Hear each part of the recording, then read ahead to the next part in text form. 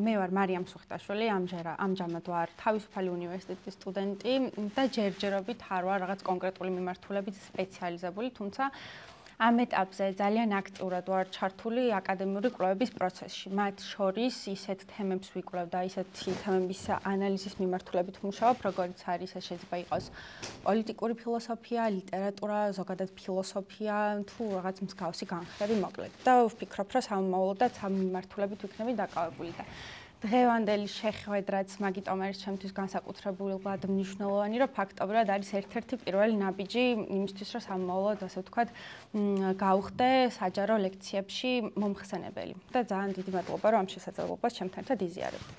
რაც შეეხება უშუალოდ თემატიკას, რაზეც დღეს უნდა ვისაუბროთ, ეხება ტოტალიტარიზმს, რასაც დაახლოებით რამდენიმე თვეა უკვე ინტენსიურად ვიკვლევ და საკმაოდ საინტერესო მიგნებები არსებობს ამ მიმართულებით. თუ ზოგადად რა არის ამ ტოტალიტარიზმის არსი, რა არის მისი ბუნება და ზოგადად როგორები არიან ის ადამიანები, ვინც ტოტალიტარულ რეჟიმში არსებობენ და ცხოვრობენ, ხო, იმიტომ რომ ეს ზოგადად არის ისეთი ფსიქოსოციალური ფენომენი, რომელიც აუცილებლად საჭიროებს შესწავლას. ძალიან ბევრ ადამიანში აღძრავს კითხვებს იმის შესახებ, რომ როგორ შეიძლება ადამიანი აბსოლუტურად ჩაგრულ მდგომარეობაში მყოფი, რომელსაც წართმეული აქვს რაღაც კონკრეტული თავისუფლების თუ არჩევანის შესაძლებლობები, თან არსებობდეს ასეთ რეჟიმთან. შესაბამისად, საინტერესოა ამ მიმართულებით ასეთი ტიპის ადამიანის კვლევა. თუმცა ცალსახად აქ არ გულისხმობთ ისეთ ადამიანებს, ვინც უშუალოდ რაღაც კონკრეტული წვლილი შეიტანა უშუალოდ ტოტალიტარული რეჟიმის ფორმირებაში, ხო? აქ იგულისხმება ის ადამიანები, ჩვეულებრივი მოსახლეობა, რომელსაც არ აქვს რაღაც კონკრეტული სარგებელი. პირიქით, ტოტალიტარულ რეჟიმებში ისინი გრძნობენ თავს დაჩაგრულად, არ აქვთ რაღაც კონკრეტული ბენეფიტები ეკონომიკური თუ სოციალური მდგომარეობის მიმართულებით, არ აქვთ რაღაც კონკრეტული თავისუფლების შეგრძნება, მაგრამ მაინც თან არსებობენ ამ რეჟიმთან ერთად. პირველ რიგში სანამ უშუალოდ ადამიანების, მსგავსი ადამიანების შესწავლას დავიწყებთ და კითხვებს დავსვამთ იმის შესახებ, თუ რა ხდება ამ მიმართულებით, გავიაზროთ რა არის ტოტალიტარიზმი, ხო? ეს არის ისეთი მმართველობის ფორმა, როდესაც მთლიანი ძალაუფლება და სახელმწიფოში არსებული ყველა ძალა აკუმულირებულია ერთი კონკრეტული ადამიანების ხელში. ამ შემთხვევაში მთავარ როლს თამაშობს იდეოლოგიის კულტი, რომ მე როდესაც ამ იდეოლოგიას ვაყალიბებ, ჩემი მთავარი მიზანი ხდება, რომ ადამიანებმა ვერ შეძლონ სხვა მიმართულებით გახედო, ანუ ალტერნატივა ამ იდეოლოგიას აღარ აქვს. შესაბამისად, ისპობა აგრეთვე თავისუფლებაც და თავისუფალი არჩევანი კვდება იმ მხრივ, რომ თუ კულტი გვაქვს და თუ ლიდერი გვყავს, რომელსაც მიუყვებით, მის მიღმა აღარ შეგვიძლია რომ გავიხედოთ. გარდა ამისა, ტოტალიტარულ რეჟიმებს ახასიათებთ ცენზურა, შიში, მოსმენა, დასმენა და ასე შემდეგ, რაც კიდევ უფრო მეტად ზღუდავს თავისუფლებას. შესაბამისად, აბსოლუტურად ვალიდურია დავსვათ ის კითხვა, რომ როგორ შეიძლება რომ ადამიანები ესეთ რეჟიმში ცხოვრობდნენ, ისე რომ გულწრფელად სწამდეთ ამ რეჟიმის და ენდობოდნენ მას. და აქ ძალიან მნიშვნელოვანი საკითხია და ხაზგასასმელია სიტყვა გულწრფელი, იმიტომ რომ რეალურად ასეთ რეჟიმებში ადამიანები აბსოლუტურად გულწრფელად მიყვებიან ტოტალიტარულ იდეოლოგიას, ხო? ანუ აქ არ არის რაღაც ძალდატანება, აბსოლუტურად მორჩილები სრულად გაცნობიერებული თავიანთ, ასე ვთქვათ, იდეოლოგიურ შინაარსში, ხო? და რატო ხდება ესეთი რაღაც, რომ როგორ ხდება საერთოდ იმის ჩამოყალიბება, რომ გულწრფელად ხდება ამ ადამიანების დაინტერესება ისეთ საკითხებით, რომელიც მათ ჩაგრავს. შეუძლებელია, რომ ტოტალიტარულმა რეჟიმმა ადამიანები ძალდატანებით ჩამოყალიბოს, იმიტომ რომ რაღაც პერიოდის განმავლობაში თუ ეს ძალისმიერი გზით არის მიღწეული, რომ შენ დაემორჩილო ტოტალიტარულ რეჟიმს, ეს აუცილებლად გადადის ადამიანების ფრუსტრაციაში, ხო? რაღაც აღშფოთებაში და აუცილებლად გადაიზრდება პროტესტში, რაც საბოლოოდ ტოტალიტარულ რეჟიმს ანგრევს. შესაბამისად, უნდა დავსვათ კითხვა, რომ როგორ ხდება მასების ესე მოქცევა. რა თქმა უნდა, ჩვენ როდესაც ვფიქრობთ ამაზე ფიქრობდნენ ტოტალიტარული რეჟიმის მმართველებიც და იცოდნენ ის, რომ რაღაც კონკრეტული მექანიზმები უნდა შემუშავებინათ იმისთვის, რომ ეს შეგრძნებები ადამიანებში გაიღვიძათ, რომ არ ქონდათ რაღაც შინაგანი დისკომფორტი და მიიყოლოდნენ ტოტალიტარული რეჟიმების იდეოლოგიას, ხო? იმიტომ რომ ზოგადად ტოტალიტარული რეჟიმები დგას მასაზე. თუ არ არსებობს მასა, მის ჩამონგრევა ძალიან მარტივად არის შესაძლებელი, ხო? და გაჩნდა კითხვა, როგორ მოვაქციოთ ადამიანი ჩვენს იდეოლოგიაზე და ამაზე საკმაოდ კარგ პასუხს გვაძლევს ჯორჯ ორუელი, რომელიც 1994-ში იყენებს ასეთ ტერმინს ორმაგი აზროვნება, რაც რეალურად ჩვენი ლექციის თემაც არის, ხო? ანუ რა არის ეს ორმაგი აზროვნება? ეს არის აბსოლუტურად დამახასიათებელი თვისება ტოტალიტარულ რეჟიმში მცხოვრები ადამიანისთვის, როდესაც შეგიძლია რომ ორი სრულიად ურთიერთ გამომრიცხავი აზრი ატარო გონებაში. ანუ აბსოლუტურად რადიკალური ერთმანეთთან შეპირისპირებული აზრი შეგიძლია გონებაში გქონდეს, თუმცა ის კი არა რომ ერთმანეთს ანაცვლებდეს, ან რაღაც მომენტში ხან ერთის გჯეროდეს, ხან მეორესი, არა, ორივესი აბსოლუტურად რეალურად გაცნობიერებულად გჯერა. და გულწრფელია ეს მიმართებები ამასთან დაკავშირებით. ეს არის აუცილებელი მსგავსი რაღაცის ჩამოყალიბება, იმიტომ რომ თუ ადამიანს შინაგან ასე ვთქვათ, არსებაში გაუჩნდა დისკომფორტი, რომ იცი რა, მე რაღაც იდეები მაქვს, რაღაც ღირსება მაქვს, რაღაც იდეოლოგია მაქვს და ეს აუცილებლად კონფლიქტში მოდის იმ იდეოლოგიასთან, რასაც ასე ვთქვათ, ტოტალიტარულ მმართველი მიმაწოდებს. ეს დისონანსის შეგრძნებას წარმოქმნის და ვერ მოხდება ისეთი რაღაც, რომ მყარი საფუძველი შექმნას ტოტალიტარიზმს. შესაბამისად, აუცილებელი ხდება, რომ მსგავსი რაღაც ჩამოყალიბდეს და მეტიც, ჩემი დაკვირვებებით და არა მხოლოდ ჩემი დაკვირვებებით, ეს ხდება საფუძველი, საიდანაც აღმოცენდება ტოტალიტარული რეჟიმის ადამიანი, ხო? ამ ორმაგი აზროვნების საკმაოდ კარგი მაგალითია თავად 1994-ში გამოტანილი ლოზუნგები, ხო, რომ ომი არის მშვიდობა, რომ თავისუფლება არის მონობა და რომ უმეცრება არის სიძლიერე. ანუ რეალურად აქ რას ვხედავთ, რომ აბსოლუტურად ერთმანეთთან შეუთავსებელი იდეები ერთმანეთთან მოდის რაღაც ერთმთლიანობაში, ხო? ანუ როგორ არის ეს შესაძლებელი? ყოფა ცხოვრებაში რომ გადავიტანოთ ეს მაგალითი იმ ადამიანს, ვისაც ეს ორმაგი აზროვნება გააჩნია, აკეთებს ასეთ რაღაცას, რომ შეიძლება მე მეზობლად გადავიდე ვიღაც ნაცნობთან და განვიხილო ესეთი სიტუაცია, რომ იცი რა, გაიგე ის ახალი ინფორმაცია, რომ მეზობელ ქალაქში ომი დაიწყეს, რასაშინელებაა, რაღაც ადამიანები დაიღუპნენ, მიწასთან გასწორდა ყველაფერი, სახლები დაინგრა, ადამიანები საცხოვრებლის გარშე დარჩნენ, ამას გულწრფელად განიცდიდეს. მეტიც შეიძლება გლოვობდეს ვიღაც ნაცნობს, რომელიც ამ ომში მოყვა და გარდაიცვალა დაუშვათ, მაგრამ მეორე წამს, როდესაც ამ ადამიანს კითხავენ, რომ რა არის შენთვის რეალურად ომის განმარტება, ის გეტყვის ესეთ რაღაცას, რომ იცი რა, სახელმწიფო ამას იმიტომ აკეთებს, რომ სტაბილურობა ან მშვიდობა შეინარჩუნოს. დაახლოებით ასეთ რიტორიკას ატარებს ეს ადამიანი. ერთი მხრივ აბსოლუტურად კარგად აქვს გათვითცნობიერებული რაღაც კონკრეტული ცნების ავთენტური დეფინიცია, კარგად ესმის მისი აზრი, თუმცა პარალელურად სხვა კონტექსტში სხვადასხვად იყენებს ამას. და ეს აძლევს იმის საშუალებას ტოტალიტარულ რეჟიმს, რომ ადამიანებში აღმოფხვრას დისონანსი. ანუ მე არ მიჩნდება დისონანსი იმის შესახებ, რომ რაღაც საშინელებას ვხედავ, სისასტიკეს ვხედავ და თან ამავდროულად ეს მგონია რაღაც კონკრეტული პროგრესის ნაწილი, სტაბილურობის ან სიმშვიდის შენარჩუნების ნაწილი, ხო? ამის კიდევ ერთი კარგი მაგალითია 1994 ასევე ფიქრობ, რომ ბევრს გექნებათ წაკითხული კონკრეტულად ის მომენტი, როდესაც ცდილობენ, რომ პროტაგონისტის გონებაში, ასე ვთქვათ, დაამკვიდრონ ის აზრი, რომ 2 მიუმატოთ 2 არის 5. ეს არის ერთ-ერთი ყველაზე ხაზგასასმელი ნაწილი ამ ნაწარმოებში, ხო? ამ დროს რა ხდება, რომ პირველ რიგში გამარჯობა. პირველ რიგში იწყება წამების სხვადასხვა მეთოდების გამოყენება.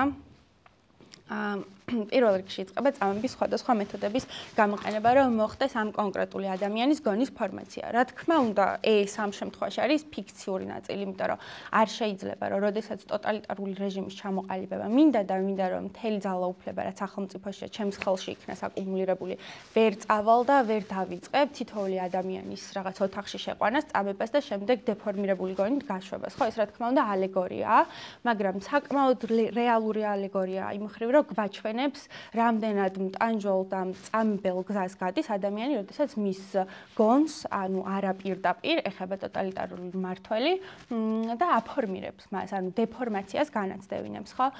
და რომ დავუბრუნდეთ სიუჟეტს, როგორი რაღაც ხდება.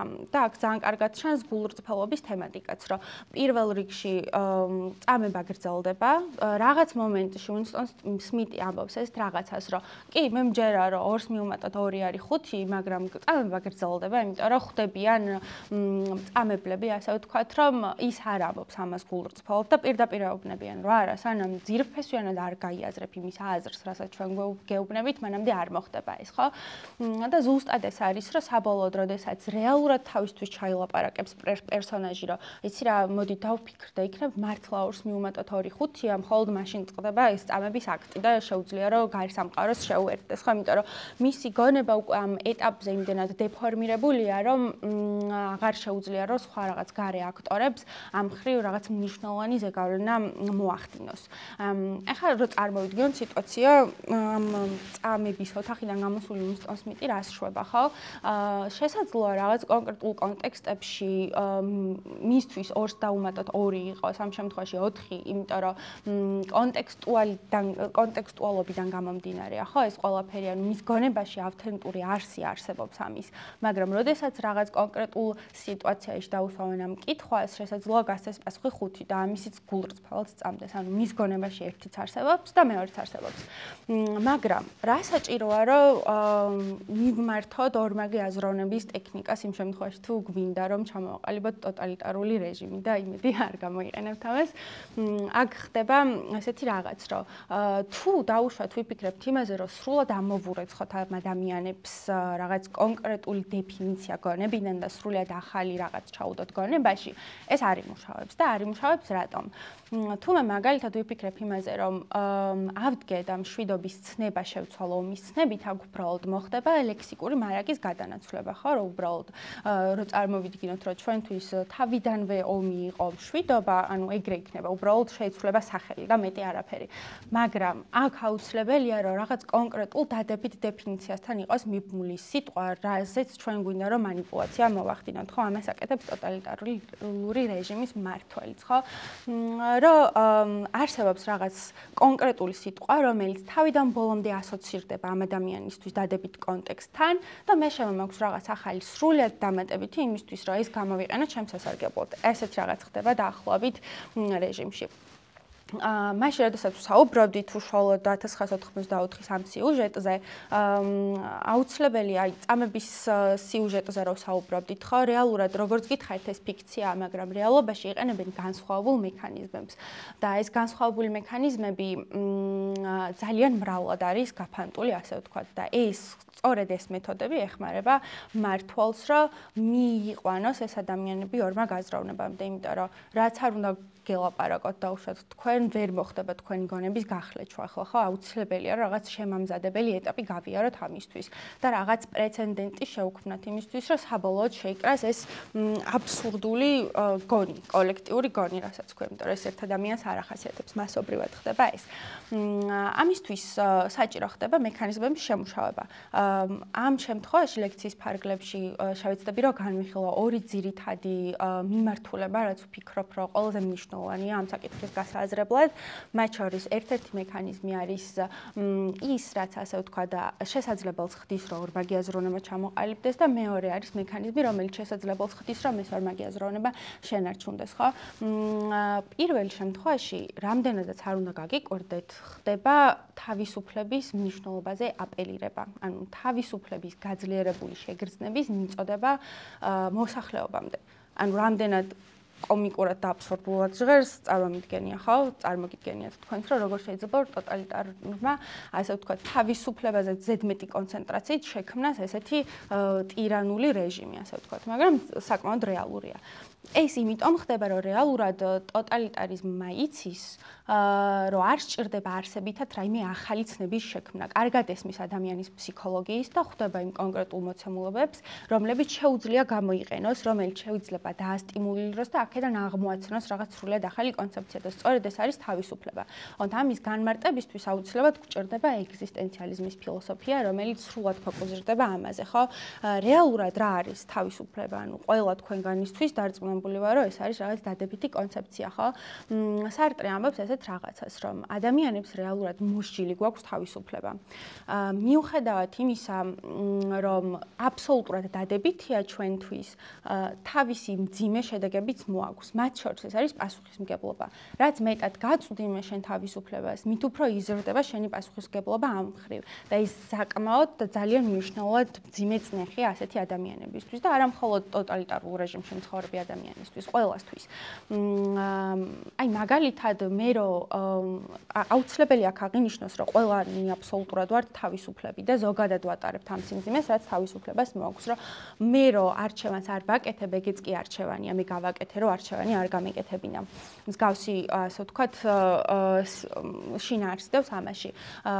და რატომ არის უშუალოდ ეს ძალიან მძიმე მოვლენა ადამიანებისთვის, როგორც ვთქვით, ეს ზრდის პასუხისმგებლობას და ყოველდღიურობაში ნებისმიერ თქვენგანს გამოგიცდიათ ის შემთხვევა, როდესაც თავისუფლების უკუგდება მოგდომებიათ და ამას აგიხსნით, როგორც გითხარით, სტუდენტი ვარ, ძალიან სტუდენტურ ყოველდღიურ მაგალითსაც, ხო, მაგალითად, როდესაც რაღაც კონკრეტული საგნის დედლაინი მაქვს და ძალიან ინტენსიურად მჭირდება მეცადინეობა, მაგრამ რაღაც დასვენების საჭიროება მიჩნდება, ხო? პირდაპირ ვერ ვახერხებ, რომ საკუთარ თავზე ავიღო ის პასუხისმგებლობა, რომ იცი რა, კაი, დავისვენებ და ცოტა ხანში გავაგრძელებ. აუცილებლად მჭირდება, რომ მეგობარს მივწერო და ვკითხო. შენი აზრით დავისვენო? ან დაახლოებით მსგავსი რაღაც, ხო, რომ ამ დროს რას ვაკეთებ, ჩემს თავისუფლებას ნაწილობრივ ვთმობ და პასუხისმგებლობას ვანიჭებ სხვა ადამიანს, რომ ის თუ მეტყვის, რომ კი, არა უშავს დაისვენებ, მოასწრებ მაინც, მაშინ მე ამით ვალიდაციას ვიღებ. და ანუ ეს დისკომფორტი დარწმუნებული ვარ, რომ ყველა თქვენგანს რაღაც დოზით გაქვთ, როდესაც ცდილობთ, რომ საკუთარი არჩევანი სხვას გადააბაროთ და წარმოიდგინეთ, რამდენად ტანჯველი და მძიმე არის მსგავსი პასუხისმგებლობის განცდა, როდესაც ეს ხდება იდენტობის დონეზე. ანუ როდესაც ტოტალიტარული რეჟიმი ამას იმდენად მძიმედ გაწვდის, რომ აი სული გეხუთება, ოღონდ ვინმეს გადაულოცო ის შენი თავისუფლება. დაახლოებით ამას აკეთებს.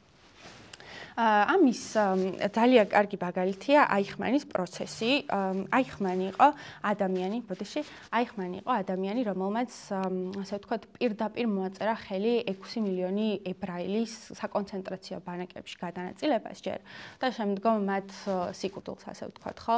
აიხმანი, როდესაც სასამართლო პროცესზე მოიწვიეს და დაკითხეს თუ ანუ რა კავშირი ჰქონდა ამ ყველაფერთან, ვერ ხვდებოდა, გულურწფელად ვერ ხვდებოდა, რატომ იყო ეს მისი პასუხისმგებლობა, იმიტომ რომ ეს პასუხისმგებლობა უკვე სახელმწიფომ აიღო თავის თავზე, როდესაც მან თავის თავისუფლება და თავის პასუხისმგებლობა მას გადააბარა, ხვდებით? ჰანა არენტი ესწრებოდა ამ სასამართლოს და ამბობს ეს რაღაცას, რომ აბსოლუტურად ჩვეულებრივი უბრალო ადამიანი იყო აიხმანი, რომელიც უბრალოდ ვერ ხვდებოდა ამ თავის წვლილს მსგავს საქციელში. ეს ხდებოდა სწორედ მაგიტომ, რომ მას პასუხისმგებლობა აღარ გააჩნდა ამ თემებთან დაკავშირებით. ეს არის, ასე ვთქვათ, ერთ-ერთი პირველადი ნაბიჯი იმისთვის, რომ სოციუმში ჩამოვაყალიბოთ ჭანჭიკის მენტალიტეტი. და რას ნიშნავს ეს? როდესაც შენ აქრობ მთლიან ჩვენს პასუხისმგებლობას და ამას სახელმწიფოს აბარებ, ასე ვთქვათ, შენ ხდები უზარმაზარ პროცესში და უზარმაზარ მექანიზმში ერთადერთი პაწუყა, რაღაც ძალიან პატარა ჭანჭიკი, რომელზეც არაფერი არ არის დამოკიდებული, ხო? ანუ ფაქტობრივად შეიძლება შენი მონაწილეობით რაღაც საშინელება მოხდეს, ომი დაიწყოს, უდანაშაული ადამიანი განადგურდეს, მაგრამ შენ ამ ყველაფერში პასუხისმგებლობას ვერ გრძნობ. გაგვსდის კომფორტი უბრალოდ, კომფორტს გრძნობ, იმიტომ რომ არ გაწუხებს არაფერი ზედმეტად. დაახლოებით ასეთი რაღაც არის ეს ჭანჭიკის მენტალიტეტი და ბიუროკრატიული პროცესები სრულად ასახავს ამას. ანუ ბიუროკრატია რა შვება ზოგადად, რომ შენ განიჭებს ანონიმურობას. იქ რომ ვიღაცამ რაღაც საბუთი ამობეჭდა, შენ გადმოგცა, შენ ხელი მოაწერე, შემდეგ მოგიწია რომ ის რაღაც კონკრეტულ დაწესებულებაში წაგეღო და ასე შემდეგ. ეს ხო რაღაც დაუსრულებელი, ძალიან ბიუროკრატიული ნაცრისფერი პროცესია, ხო? სადაც არ ჩანს უშუალოდ შენი ხელი სად მიდის. არ ჩანს უშუალოდ შენი ინდივიდუალიზმი, ანუ ქრები ამ პროცესში არაფერი არ ხარ საერთოდ და სწორედ ამას განიცდის ადამიანი და სწორედ ამიტომ აქვს შვება ამ ყველაფერთან დაკავშირებით, რომ საერთოდ აღარ ხდება დისკომფორტის და დისონანსის შეთავსება საკუთარ თავთან, იმიტომ რომ პასუხისმგებლობა დათიშული გაქვს და შენზე არაფერი აღარ არის დამოკიდებული. ასევე ძალიან კარგი მაგალითია კაფკას პროცესი და ვისაც არ გაქვთ წაკითხული, აუცილებლად რეკომენდაციას გაუწევრო, წაიკითხოთ. ზოგადად კაფკაც არის ეგზისტენციალიზმის მწერალი, ხო? ანუ ძირითადად ისეთ თემებზე აპელირებს, როგორც არის თავისუფლება. შესაძლოა ეს პირდაპირ არ ჩანდეს მის ნაწარმოებებში, მაგრამ როდესაც ეს სიღრმისეულად ჩავეძიებით, აუცილებლად დავინახავთ, რომ ზუსტად იმ თემაზე საუბრობს, რასაც ახლა ვისაუბრეთ. კერძოდ, ვისაც გაქვთ წაკითხული, გეცოდინებათ, მაგრამ მაინც მოვყვები ზოგადად კონტექსტს, რომ რა ხდება პროცესში, ხო? იღვიძებს იოზეფ კ, ჩვენი პერსონაჟი, ჩვენი პროტაგონისტი ამ ნაწარმოების და უცბად მოდიან მასთან პოლიციელები, რომლებიც ეუბნებიან, რომ თქვენ დაკავებული ხართ, მაგრამ თავისუფალი ხართ, შეგიძლიათ აკეთოთ ის, რაც გინდათ. წახვიდეთ სამსახურში, გააგრძელოთ თქვენი რუტინული ცხოვრება და მიდიან. ანუ აქ იწყება სრული ის პროცესი და ის მტანჯველი პროცესი, რასაც შემდგომში პერსონაჟი გადის, იმიტომ რომ რეალურად იმას კი არ იგებს, რომ დაკავებულია და თავისუფლება იზღუდება. რეალურად იგებს იმას, რომ თავისუფალია და ეს მისთვის არის რაღაც აუტანელი შეგრძნება. ანუ რეალურად ამ შემთხვევაში თავისუფლება მისთვის ხდება განაჩენი. მთელი ნაწარმოების განმავლობაში პერსონაჟი ისე რომ არავინ არ იბარებს არც სასამართლოში, არც არავინ არ ეხვეწება, რომ გაასამართლონ, უბრალოდ აძლევენ იმის საშუალებას, რომ ცხოვრება გააგრძელოს, ხო? მაინც თავისი სურვილით, თავის ნებით ყოველდღე მიდის სასამართლოში და იხვეწება, რომ მიასწავლონ რომელ ოთახში სტარდება პროცესი და გაარკვიოს რა დააშავა ისეთი, რომ თავისუფლების ღირსი გახდან. ფაქტობრივად ქვეტექსტი ნაწარმოების არის ეს. და ის სწორედ ეს აღწერს ტოტალიტარულ რეჟიმში მყოფ ადამიანსაც, რომ ოღონდ თავისუფლება დამათმობინე და ყველაფერს გავაკეთებ და ამ დონემდე მისვლა ხდება მაშინ, როდესაც სახელმწიფო კარგად აწვდის იმას, თუ რა მოაქვს თავისუფლებას, რომ რეალურად თავისუფლებას მოაქვს ასე ვთქვათ ძალიან დიდი პასუხისმგებლობა და ძალიან დიდი სიმძიმე, ხო? ცოტა უფრო თანამედროვე სტრუქტურაში რო გადავს, ზარდოთ ეს ყველაფერი და თანამედროვე მოწყობის მიმართებით რო ვისაუბროთ, არსებობს დაგეგმარების, სახელმწიფო დაგეგმარების ორი ძირითადი მიმართულება. ერთი თავისთავად მიხვდებით, რომ ახასიათებს ზოგადად ტოტალიტარულ, ავტორიტეტულ და მსგავს, ასე ვთქვათ, მმართველობებს და მეორე არის ლიბერალიზმის მიმართულებით. ანუ რაც შეეხება ტოტალიტარულის ნაწილს, სახელმწიფო გთავაზობს ესეთ რაღაცას, ანუ სრული შემოსავლების უსაფრთხოებას, ანუ უსაფრთხოებას გთავაზობს თავისუფლების დათმობით. ეს გულისხმობს იმას, რომ აბსოლუტურად ყველაფერს, რაც შენ შეიძლება რომ საზრდულამი გქონდეს, სრულად გადაგიჭრის ამ პრობლემას. მოგენჭებს შენ კონკრეტულად იმ ხელფასს, რაც გჭირდება. მოყავთ არა მხოლოდ შენ, არამედ ყველას. ყველასთვის ფიქსირებული იქნება დაუშვათ 1500 ლარი. ყველასთვის ფიქსირებული იქნება ის, რომ ექნებათ რაღაც კონკრეტული დაზღვევა ან რაღაც კონკრეტული ჯანმრთელობის მიმართულებით, რაღაც ნებისმიერი რაღაც. ოღონდ ყველას აბსოლუტურად ექნება ერთნაირი. და შენ არ იქნები რაღაც გამორჩეული, ანუ ყველაფერი შენთვის იქნება უზრუნველყოფილი, ამას გეუბნება. და რა თქმა უნდა, ხალხისთვის ეს ბევრად მოსაწონია, ვიდრე ლიბერალიზმის ვერსია, ხო? ის არის ძირითადი უსაფრთხოება, რასაც ლიბერალიზმი გთავაზობს. ეს ნიშნავს იმას, რომ მე შენ დაგაზღვევ იმით, რაც აუცილებლად გჭირდება საიცოცხლოდ. თუ შენ საჭმელი არ გაქვს, დაგეხმარები რომ მოგცეს საჭმელი. დაგინიშნავ სოციალურ დახმარებას დაუშვათ.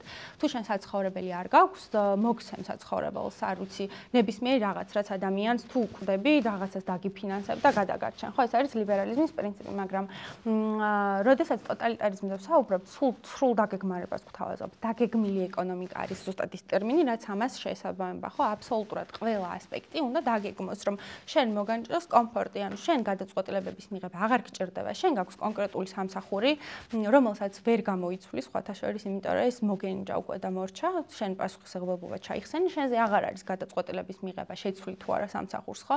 შენ გაქვს რაღაც კონკრეტული შემოსავალი, როგორც ყველა სხვას და всё, კომფორტულად ხარ ამ მხრივ. რა თქმა უნდა, ხალხს ეს დაპირებები ბევრად მოსწონთ, იმიტომ რომ აქ ჩნდება შანსი, რომ შენ თავისუფლება გადასცე ვიღაცას, ანუ პასუხისმგებლობა გადააბარო ვიღაცას და თავი იგრძნო კომფორტულად.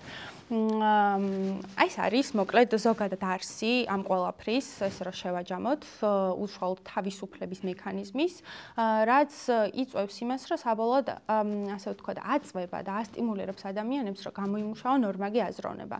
იმიტომ რომ ამ ადამიანებს რომ შეეძლოთ, რომ გააცნობიერონ, რომ იცი რა, მე რეალურად თავისუფლება დავთმე, მე რეალურად ის რაც ღირებულს მქმნიდა ეს დავთმე, ამის გააზრება რომ შეეძლოთ, მაშინ საკმაოდ დიდი პრობლემა შეიქმნებოდა. შესაბამისად, აუცილებელი ხდება თავდაცვის მექანიზმისთვის, რომ შეიმუშაო ნორმაგი აზროვნება. ეს რას აკეთებს, რომ აბსოლუტურად გიქრობს შინაგან დისონანსს, ანუ ვეღარ ხვდები, ანუ გამომდინარე იქიდან, რომ შენ გაქვს გონებაში ორი სრულად ურთიერთგამომრიცხავი აზრი, აბსოლუტურად იკარგება და იბლარება ის მიჯნა, რაც შეიძლება დაგეხმაროს ამ რეალობის გამორკვევაში. უკან დასახევი გზა კიდევ არ გაქვს, იმდენად მდგრადია ეს ყველაფერი. რაც შეეხება ამ მდგრადობას, როგორ ნარჩუნდება აი ასე მყარად ორმაგი აზროვნების კონცეფცია და როგორ ინარჩუნებს, რომ ესე დიდხანს 10 წლეულების საუკუნეების განმავლობაში გაგრძელდეს, ამას უკვე მეორე მექანიზმი უზრუნველყოფს, რაც შეეხება მიკუთვნებულობას, ხო? და აქვე უნდა აღვნიშნოთ, რომ ზოგადად თუ დავაკვირდებით, საკმაოდ დიდხანს ცოცხლობენ მსგავსი რეჟიმები, ხო, არ არის რაღაც ის რომ ვიღაცამ ესე მნიშვნელოვნად დაამხო, ძირითად შემთხვევაში ხდება ის, რომ თვითონვე იბზარება, ისევ თავიანთი ქმედებებით ბზარავენ ტოტალიტარული მმართველები, თორე რომ შეეძლოთ, რომ ეს კონსისტენციაში გადაიტანონ და მუდმივად განავრცონ, ასე ვთქვათ, თავისი ძალაუფლების და თავისი აი ამ დისკომფორტის ჩახშობა მოსახლეობაში, ეს გრძელდება ძალიან დიდხანს და მაგალითი არის ჩრდილოეთ კორეაც. და სხვათა შორის თავისუფლებაზე როცა ვსაუბრობთ, შეიძლება ბევრს ეგონოს, რომ ჩრდილოეთ კორეელს შეიძლება არ ქონდეს მისწრაფება თავისუფლებისადმი და ანუ არსებითად შეიძლება არ ქონდეს თავისუფლება, მაგრამ რეალურად აი უკანასკნელ ჩრდილოეთ კორეელს, ვისაც არ ვიცი, კიმ ჩენ ინის ბებიის ძეგლთან მაინც უპირია, იმასაც კი აქვს რეალურად თავისუფლების მოთხოვნილება. უბრალოდ ეს ჩახშობილია, იმიტომ რადგან მასში არის გადმოტანილი დისკომფორტის საშინელი შეგრძნება, რაც თავისუფლებას ახლავს თან. ხო, გადავიდეთ უშუალოდ მეორე მექანიზმზე, რომელიც შესაძლებელს ხდის, რომ შევინარჩუნოთ ეს სტატია, ანუ ორმაგი აზროვნება მუდმივად კონსისტენტურ მდგომარეობაში იყოს მდგრადი და არ გვიშლიდეს ხოლოს, ასე ვთქვათ, არაფერში და ვერ მოვახერხოთ აქედან გამოსვლა, ხო? ეს არის მიკუთვნებულობა. რეალურად ყველა ადამიანს გვაქვს მისწრაფება, რომ რაღაცას ვეკუთვნოდეთ. იმიტომ რომ ძირითადად ეს მიკუთვნებულობა განსაზღვრავს ხოლმე იმას, თუ ვინ ვართ და რა იდენტობას ვაყალიბებთ. აი მაგალითად შეიძლება ის იყოს ეთნიკური მიკუთვნებულობა, შეიძლება ის იყოს რელიგიური მიკუთვნებულობა, შეიძლება ის იყოს კლასობრივი მიკუთვნებულობა. იმის მიხედვით თუ მე რა კლასში ვარ გაწევრიანებული და ეს იყო უფრო მეტად ძველ პერიოდში, როდესაც კლასობრივი დაყოფა არსებობდა, მაგის მიხედვით განვისაზღვრები მეც.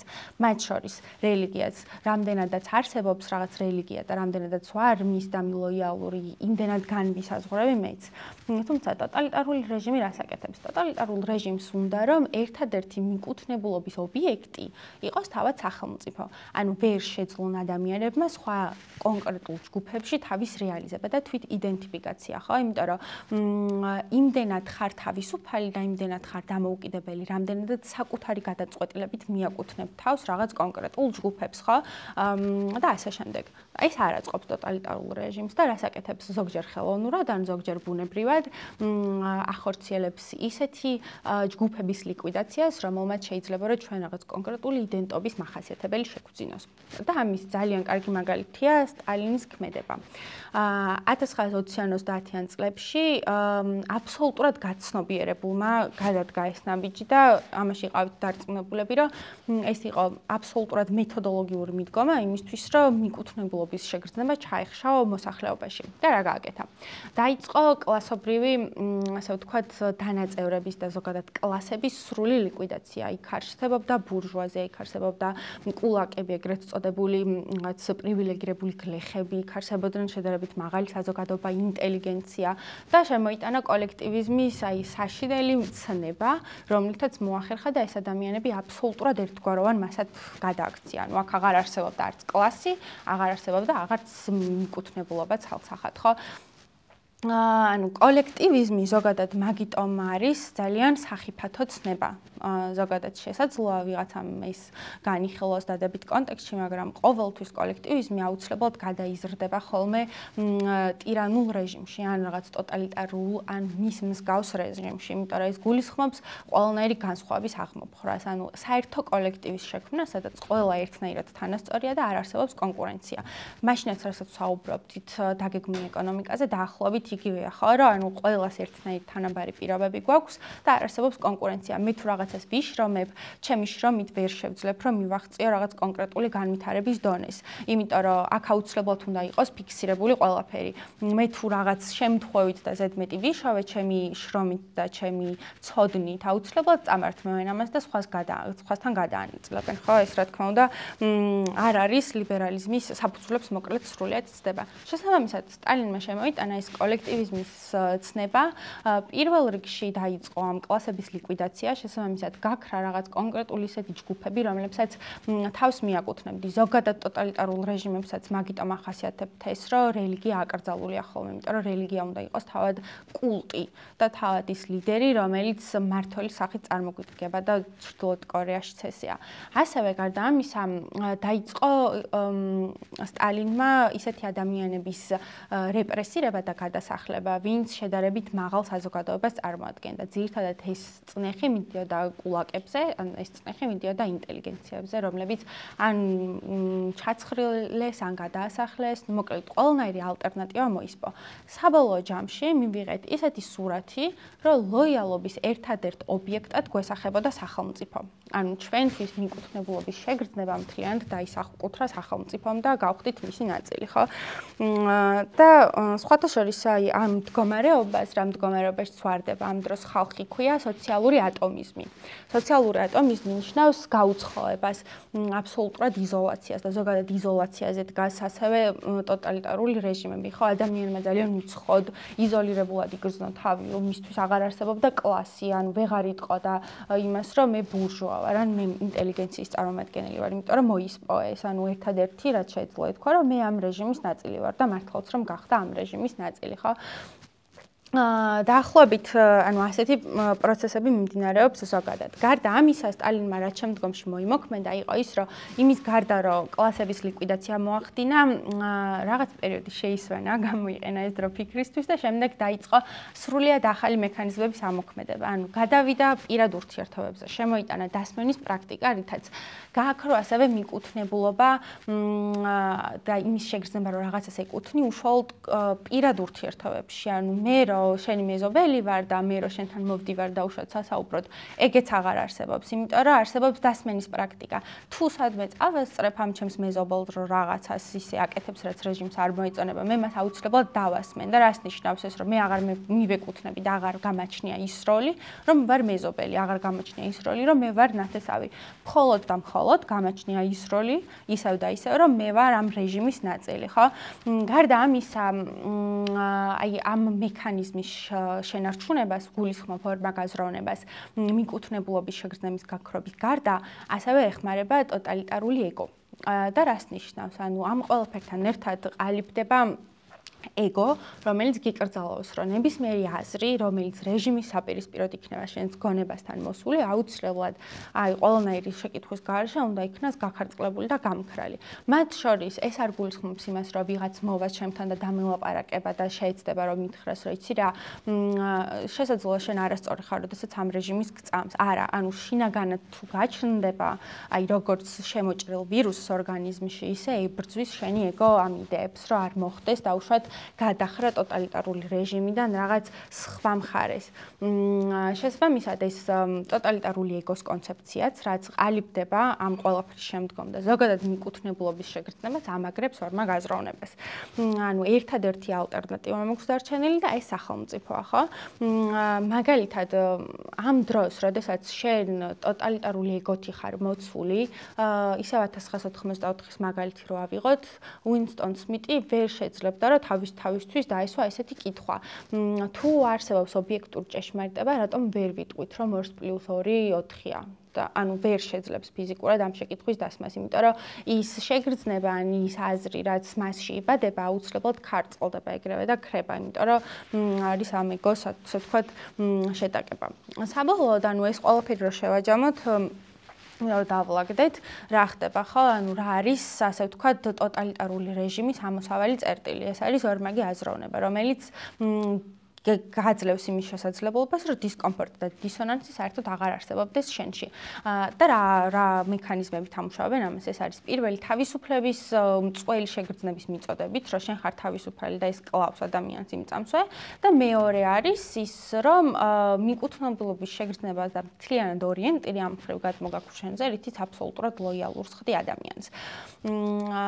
შესაბამისად, შეიქმნა რაღაც ახალი სრულიად სამყაროსთვის ამოუცნობი, მაგრამ ტოტალიტარული რეჟიმისთვის საკმაოდ ნაცნობი ადამიანი, ასე ვთქვათ, ტოტალიტარული რეჟიმის პროდუქტი, რომელსაც საბჭოთა კავშირში უწოდებდნენ ჰომო სოვიეტიკუსს და გეცნობათ დიდი ალბათობით ეს სიტყვა, იმიტომ რომ ეს არის ჩვენი ლექციის ერთ-ერთი მთავარი თემა, ხო, ჰომო სოვიეტიკუსი. თვითონ სიტყვა გვეუბნება, რომ ეს არის რაღაც ადამიანის სრულიად ახალი რასა, რომელიც გამოზარდა საბჭოთა კავშირმა, რომელიც შექმნა ამ რეჟიმმა, ხო, მაგრამ ჩვენ ვერ ვიტყვით, რომ ჰომო სოვიეტიკუსი აუცილებლად ყველაზე ვრცელდება, ანუ ეს კონკრეტული ტერმინი იმისთვის შეიქმნა, რომ აღენიშნა და აღეწერა საბჭოთა ადამიანი. რეალურად ჰომო სოვიეტიკუსები თავისი ჰომო სოვიეტიკუსები ყველა თავის ტოტალიტარულ რეჟიმს ყავს და შესაძლოა ამას სხვა სახელებიც ჰქონდეს, მაგრამ ზოგადად ის შინაარსი, რასაც ეს ადამიანი ატარებს თავის თავში ნებისმიერ ტოტალიტარულ რეჟიმს შეგვიძლია მოვარგოთ და ვთქვათ, რომ ადამიანი, რომელიც ტოტალიტარულ რეჟიმში ცხოვრობს, სწორედ ამ პატერნებით და სწორედ ამ სქემებით მუშაობს და სწორედ ამ სქემებით მოქმედებს, როგორც ახასიათებს ეს ყველაფერი ამ ჩვენს ჰომო სოვიეტიკუსს. და საბოლოოდ მივადექით ერთ-ერთ ყველაზე მნიშვნელოვან შეკითხვას ჩვენი ლექციის ფარგლებში, რაც გულისხმობს იმას, რომ რამდენად განაგრძობს არსებობას ისევ საბჭოთა კავშირი. მაშა გესენი swamps ამ კითხვას და აყოლებს პასუხსაც. მაშა გესენი არის ტოტალიტარიზმის ერთ-ერთი მნიშვნელოვანი სწავლული, ასე ვთქვათ, შეისწავლის ტოტალიტარულ რეჟიმებს. და swamps სწორედ ამ კითხვას, რომ განაგრძობს თუ არა ისევ ცხოვრება საბჭოთა კავშირი და რეალურად განაგრძობს. შესაძლოა არ განაგრძობდეს იმ ფორმებით, როგორც აქამდე განაგრძობდა, თუმცა მისი მემკვიდრეობა საკმაოდ დიდია, იმიტომ რომ ის ადამიანები, ვისაც არ უცხოვრიათ ტოტალიტარულ რეჟიმებში, შეიძლება დაიბადონ საბჭოთა ადამიანებად, თავიანთი გარემოდან გამომდინარე და თავიანთი სივრციდან გამომდინარე. მემკვიდრეობა იმდენად დიდია, რომ დღესაც კი აგრძელებს ეს ყველაფერი ცხოვრებას და ცხადია ამას მისის კითხვაც, რომ რამდენად არსებობს ჰომო სოვიეტიკუსი, ანუ რამდენად არსებობს ის ადამიანი, რომელიც ტოტალიტარულმა რეჟიმებმა გამოზარდა და რომელიც ტოტალიტარული რეჟიმების პროდუქტია, ხო? არსებობს ჩვენს შორის, ან თქვენგანაც მაინტერესებს ინტერაქცია, რომ გავზარდოთ, რამდენად არსებობენ ჰომო სოვიეტიკუსები დღევანდელობაში. ცოტა ინტერაქცია. პირველად მე ზეკითხო ამისა დაახლოებით, რომ არსებობს თუ არა იმის შანსი, რომ რეინკარნაცია მოხდეს, ასე ვთქვათ, დღევანდელობაში, ამ სამყაროში, ამ ტოტალიტარიზმის მარტივად. ხო, შენ მოიყვანე 1994-ის მაგალითი, რაც ძალიან მაგარი მაგალითია ინგლისში და მოიყვანე სტალინის მაგალითი, რაც დაახლოებით 1919-დან 22 წლამდე იყო, ხო? ბოდიში 1919-დან დაიწყო და ფოხდებოდა. და გაგრძელდა საკმაოდ დიდი ხანი. დღევანდელ სამყაროში, ციფრულ სამყაროში რამდენად არის იმის შანსი, რომ ტოტალიტარიზმმა ამხელა რეინკარნაცია და ამხელა გავლენა მოახდინოს დღევანდელ. ოღონდ დავა ზუსტად შეკითხვა, ხო, აქ არ გულისხმობთ ის, რომ დღევანდელ სამყაროში ტოტალიტარიზმი მოხდება, ან დღევანდელ სამყაროში, ხო, სადაც ჩვენ ვცხოვრობთ, ტოტალიტარული რეჟიმი, ამას არ ვამბობთ. ვკითხულობთ იმას, რამდენად რეალურია, რომ ვთქვათ, რომ დღევანდელ სივრცეში ის პატერნები, რაც ჰომო სოვიეტიკუსს გააჩნდა, ანუ ის ადამიანი, რაც აღვწერეთ, რომელიც ხასიათდება მორჩილებით, რომელიც ხასიათდება ჭანჭკის მენტალობით, ხო, რომ ანუ მე პასუხისგებლობას მთლიანად ვიცილებ და ვაძლევ სახელმწიფოს და სახელმწიფომ როგორი ბოროტებას არ უნდა გააკეთოს, მე მას მხარ დაუჭერ. რამდენად არსებობს ესეთი ადამიანი დღევანდელ სამყაროში. რა თქმა უნდა, ვერ ვიტყვით, რომ ესე ჰომო სოვიეტიკუსები დადიან ჩვენს გარშემო, მაგრამ ვიტყვით იმას, რომ პატერნები დღესაც არსებობს. და არ ვიცი რამდენად გავიცით თქვენს კითხვას პასუხი, ანუ ის არ უნდა ჩავთვალოთ, რომ დღევანდელობაში აუცილებლად ტოტალიტარიზმი აღორძინდება და ანუ აუცილებლად, მაგრამ რეალურად ფაქტიც გვაქვს ჩრდილოეთ კორეა, რომ რეალურად არსებობს მსგავსი რაღაც, ხო? მაგრამ უშუალოდ აქ ვსაუბრობთ პატერნებზე და მახასიათებლებზე. სრული რეინკარნაცია არის უკვე ჩრდილოეთ კორეის სახით. ანუ არა, დღევანდელ სამყაროში ვერ მოხდება სრული ისეთი ტოტალიტარული რეჟიმის ჩამოყალიბება, როგორც ყოველ შემთხვევაში მე ესეთი განცდა მაქვს, როგორც 1994-ში, ან როგორც წარსულში იყო, მაგრამ მექანიზმებით და კონკრეტული მიდგომებით იმდენად შეიძლება ადამიანთა გონის ფორმირება და ზოგადად კოლექტიური გონის ცვლილება, რომ ძალიან დაამსგავსო ამ ყველაფერს, ანუ რასაც ვსაუბრობდი, რომ პატერნები იგივე დატოვა, მაგრამ განსხვავებული იერსახემიანი ამის შესაძლებლობა არის, რა თქმა უნდა და ასე შემდეგ და ასე შემდეგ. კი ბატონო. უნდა გადავიდე შემდეგ ნაწილზე, მაგრამ კი ბატონო, გამიგზავნა. კომენტარი გავაკეთო. დიახ. თქვენ გამოყავთ რამდენიმე ფაქტორი რა ქმნის კი ბატონო. რეჟიმს და თუმცა ანუ რას გულისხმობს ხო ტოტალურ კონტროლს აგრეთვე, გარდა იმისა, რომ თქვენ რო თქვით ერთი ლიდერი გულდი და ასე შემდეგ, ტოტალური კონტროლი ინფორმაციაზე, ანუ მასმედიაზე, ტოტალური პოლიციური კონტროლი და ასე შემდეგ და მე ვფიქრობ, რომ თუ ეს ფაქტორები გაძლიერდა, შესაბამისად არის ალბათობა იმისა, რომ მსგავსი ადამიანი კვლავ აღმოცენდეს, ასე ვთქვათ, და მსგავსი მსოფლმხედველობის და მე ვფიქრობ, მსგავსი ტოტალური ინსტრუმენტების გაძლიერება ძალიან მარტივი არის რა, სხვადასხვა გარემოებებიდან გამომდინარე. ჩვენივე ისტორიაში, მოკლე ისტორიაში შეგვიძლია ვნახოთ, რომ რაღაც პერიოდების განმავლობაში შეიძლება ტოტალურად ყველა დამახასიათებელი ინსტრუმენტი არა, მაგრამ ზოგიერთი ინსტრუმენტი ძალიან მზადდებოდა და ექცეოდა ამ ტოტალური რაღაც კონტროლის ქვეშ. და შესაბამისად ის ინსტრუმენტები უკვე მოქმედებდა ადამიანებზე და აყალიბებდა ზუსტად იმ აზროვნებას და მსოფლმხედველობას, რაზეც თქვენ საუბრობთ. კი ბატონო, კი. ჩემი პასუხი იქნებოდა ჩემი აზრით, რომ ალბათობა ძალიან დიდია, რა მე ასე ვიტყოდი. მიცდებით ახალით და განსაკუთრებით დღეს 14 საუკუნეში ემიგრაცია ყავის. კი ბატონო. და აკუმულირებულია ძალიან დიდი თანხა კონკრეტული ადამიანების ხელში და ინფორმაციასაც ისინი აკონტროლებენ. თუნდაც TikTok-ის გვერდებს, YouTube-ს არ ვიციან და მათ დროს იქნება ძალიან პოლარიზებული საზოგადოება. რაც ზუსტად ქმნის ანუ იმ შეგრძნებას, რომ არსებობს ჩვენ და არსებობს ვიღაც სხვები, რომლებიც ჩვენი მტრები არიან და აი ამ მტერის და მტრის და მოყვარის დიქოტომიით შეიძლება რომ შეცვალო ადამიანის არ ვიცი აზროვნება. რომ მე ეხლა აქ გაცილებით უკეთესად ანუ კარგად მესმის რა ხდება, მესმის მიზნები ჩემი სახელმწიფოსი და არსებობენ მეორე მხარეს რადიკალები, რომლებიც არიან ჩემი მშვიდობის შინაარს როგორც დავიწყეთ თამამად შეგვიძლია ვთქვათ, რომ დღეს უფრო მარტივია დაიწყება ტოტალიტარიზმი, ვიდრე მე კი. ხო, ანუ ზუსტად მაგაზე ვაქცენტირებ, რომ თუ რაღაც კონკრეტულ ისეთ თბილ გარემოს შეუქმნი იმისთვის რაღაც ეს ტოტალიტარიზმის ნიშნები, ასე ვთქვათ, აყვავდეს, ეს აუცილებლად აყვავდება. ოღონდ თანამედროვე სახით აყვავდება, ანუ არ არის აუცილებელი, რომ აბსოლუტურად დეტალურად ემთხოვდეს იმას, რაც გამოვიარეთ, ან იმას, რაც აღწერილი 1984-ში ტოტალიტარიზმი თანამედროვეობაში შეიძლება არსებობდეს და ძალიან საინტერესო თემაზე მინდა რომ გადავიდეთ. ერთ-ერთი ეთნოგრაფიული კვლევის ფარგლებში, რომელიც ჩავატარე, ეხებოდა სწორედ ორმა გაზროვნებას და ჩემი ძირითადი კითხვაც სწორედ ეგ იყო, რომ ადამიანები ისევ არსებობენ თუ არა ჩვენს გარშემო, რომლებსაც აქვთ ეს ჰომო სოვიეტიკუსის პატერნები. რა თქმა უნდა, მთლიანად ამ ლექციის ფარგლებში ვერ შევძლებ ამ ეთნოგრაფიული კვლევის შედეგების გაზიარებას, თუმცა გარკვეულწილად ვეცდები, რომ დაახლოებით აღგაქმნოთ რა მდგომარეობა ამ ხრივ საქართველოში. და არსებობენ თუ არა ჰომო სოვიეტიკუსები, ესე უხეშად რომ ვთქვათ. ჯერ მოგიყვებით ზოგადად ეთნოგრაფიულ კვლევაზე, ხო? ეთნოგრაფიული კვლევა ჩატარდა ჭიათურაში, კერძოდ სოფელ შუქრუთში და ითხვისში. უფრო მეტად აქცენტი გაკეთდა ამ შემთხვევაში ითხვისში. და რატომ კონკრეტულად ეს სოფელი, ხო? ერთ-ერთი პროექტის ფარგლებში მიწევდა, რომ ჩავსულიყავი ამ სოფელში და მათ დროს მოსახლეობასთან გასაუბრებისას აღმოვაჩინე, რომ ძალიან აბსურდული რაღაცები ახასიათებდა ამ ადამიანებს, მოკლედ და ძალიან კითხვები გამიჩნდა. და როდესაც გადავწყვიტე და უშუალოდ ტოტალიტარიზმზე მემუშავა და ამოტივტივდა, ასე ვთქვათ, ეს ორმაგი აზროვნების კონცეფცია, პირველი რაც გავაკეთე, ის არის, რომ დავგეგმო ეთნოგრაფიული კვლევა ამ არეალში, კონკრეტულად წინარე გამოცდილებიდან გამომდინარე, რომ შემესწავლა მართლა არსებობენ თუ არა ისეთი ადამიანები, ვისაც დღესაც ახასიათებთ ორმაგი აზროვნება, ხო?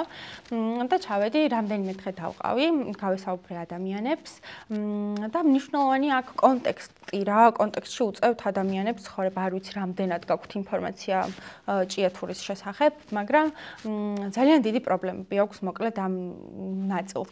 კონკრეტულად სოფელ ითხვის.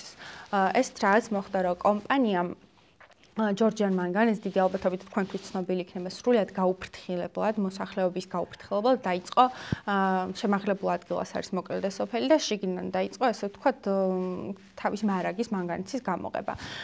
ოღონდ აქ მნიშვნელოვანი ფაქტორი აღვნიშნოთ ის, რომ კომპანია მოქმედებს მთავრობასთან ერთად და ამას არაერთი ფაქტი ადასტურებს. ანუ ისედაც მთელმა მოსახლეობამ იცის, რომ ეს ესეა და გარდა ამისა, კომპანიაში დანიშნულია სახელმწიფო მმართველი, რომელიც აკონტროლებს მდგომარეობას უშუალოდ კომპანიაში რა ხდება და ეს კომპანია რას გადაწყვეტს. ანუ ფაქტობრივად ამას იმიტომ გეუბნებით, რომ ჩათვალოთ, რაცაც კომპანია აკეთებს, ის არის მთავრობის ნაკარნახევი. მთავრობის გარეშე კომპანია ვერაფერს ვერ გაკეთებს. დაახლოებით ესეთი კონტექსტი რა შევქმნათ. მოკლედ, ეს ქმედება კომპანიის მხრიდან განაპირობა იმან, რომ რეალურად მე-20 საუკუნიდან მოყოლებული 19 საუკუნიდანაც კი მათ შორის ხდება ამ ტერიტორიაზე მანგანისის მოპოვება.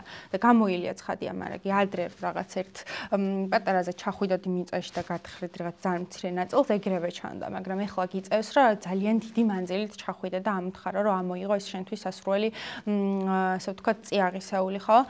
და გამოილია შესაბამისად ერთადერთი ალტერნატივა, რომ ფული აკეთოს ორგანიზაციამ და კომპანიამ არის ის, რომ დარჩენილ მანგანეცს მიადგეს, რომელიც არის უშუალოდ დასახლებული პუნქტების ქვემოთ.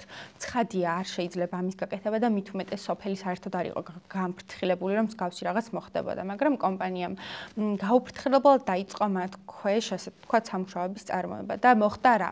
მოხდა კატასტროფა, ანუ ხალხო უბრალოდ რომ ნახოთ და ჩახვიდეთ სოფელში რა დღეშია იქაურობა, სრულიად შოკირებული დარჩებით, იმიტომ რომ სახლების ნაწილი საერთოდ ჩამონგრეულია, დაბზარულია, ეზოები აღარ არსებობს და ხალხი ისევ იმ ადგილას ცხოვრობს. ანუ ჩვენ ვნახეთ ერთ-ერთი თვალებიდან არა მომდის, პირდაპირ გეუბნებით, ერთ-ერთი ადამიანის სახლი, რომელიც აბსოლუტურად განადგურდა და დარჩა პატარა აივნის ნაწილი, რომელსაც აქვს, ანუ აივანს ვეძახით, 3 კედელი აქვს, ჭერი არ აქვს. ერთადერთი აი ეს პატარა სივრცე, ჩათვალეთ, რომ აი ეს დივანი რა ხელაც არის, მაგ ხელას სივრცე აქვს, მან ძინავს ზამთარ ზაფხულ და 2 წელი აელოდება კომპენსაციას იმისთვის, რომ შეძლოს რაღაც რეალისტური საცხოვრებელი პირობების შექმნა, ხო?